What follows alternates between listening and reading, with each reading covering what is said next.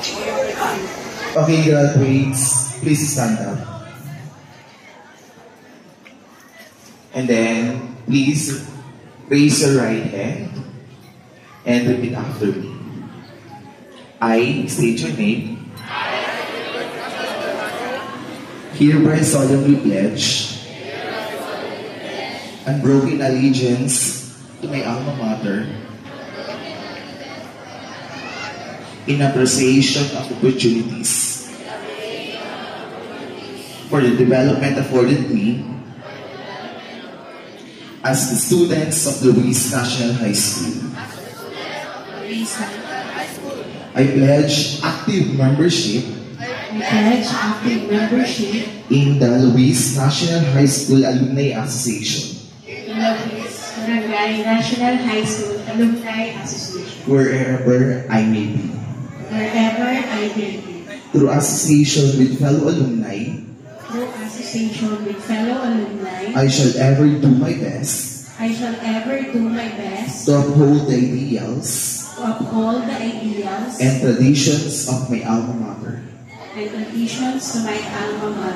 I pledge as a citizen. To exemplify the high ideals. Thus implied.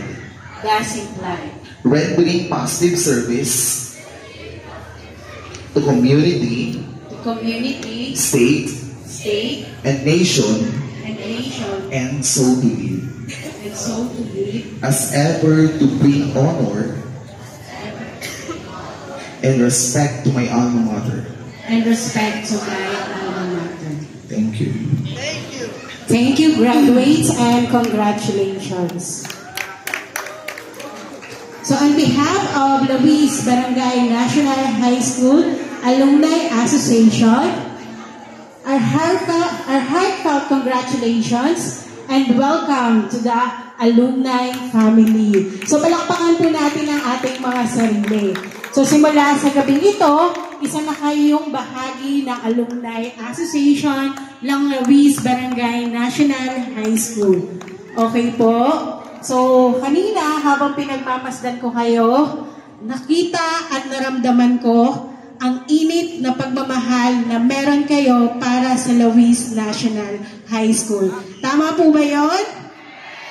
Okay. So kung mahal na mahal nyo ang Luis National High School, inihiling ko ang inyong suporta at tulong para tuparin natin ang mga pangarap ng Luis National High School. So kanina habang nakikinig ako dun sa speech na ating principal na si Sir Engineer Roel, so nakita ko ang mga pangangailangan ng Luis National High School.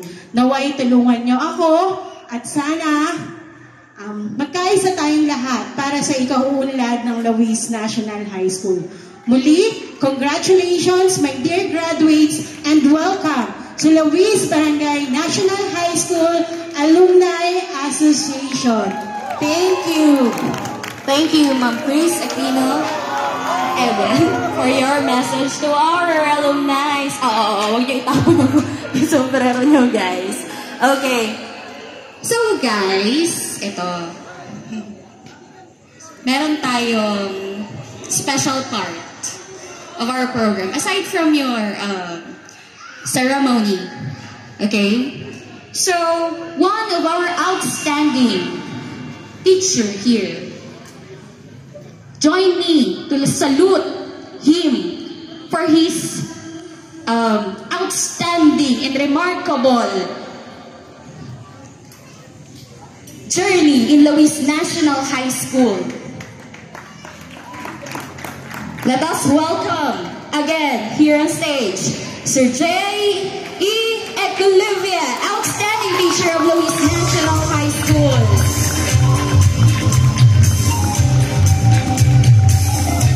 Sir Jay, your dedication, passion, and expertise have ignited a love for learning in your students. Thank you for being an outstanding teacher.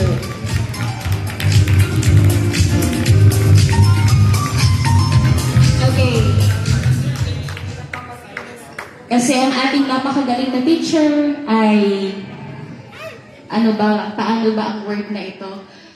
Mangingibang bansa na. Doon naman siya mag-share ng learning sa mga estudyante doon. Okay? So sabay-sabay tayo, mag-thank you tayo kay Sir Jay. 1, 2, 3! Thank you, Sir Jay!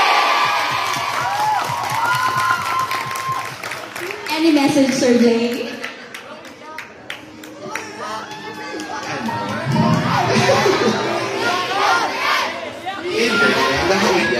Kamusta ako umiyak kanina? So, naging estudyante ko ating iba, sir, as yun sa kanila ito, grade 12, online ata yun, sir, hindi ko po alam, hindi ko po matandaan. Parang first year of teaching ko, they are grade 9 students. So, ayun, maraming salamat. Yung mga naging friend ko na mga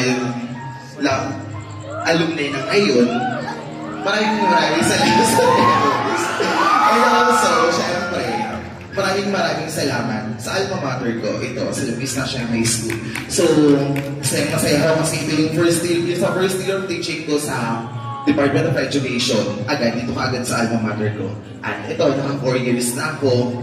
Ayun, maraming salamat po sa lahat ng unang-una yung mga naging teachers ko nung high school pa ako. Ma'am Nora, Ma'am Tess, Sir Ian, Ma'am Jenny Edu, Sir Irvin Calmir, sino pa nakalimutan ko? Ma'am Dory Clarino, and my mentor, Ma'am Diana Hermosilla.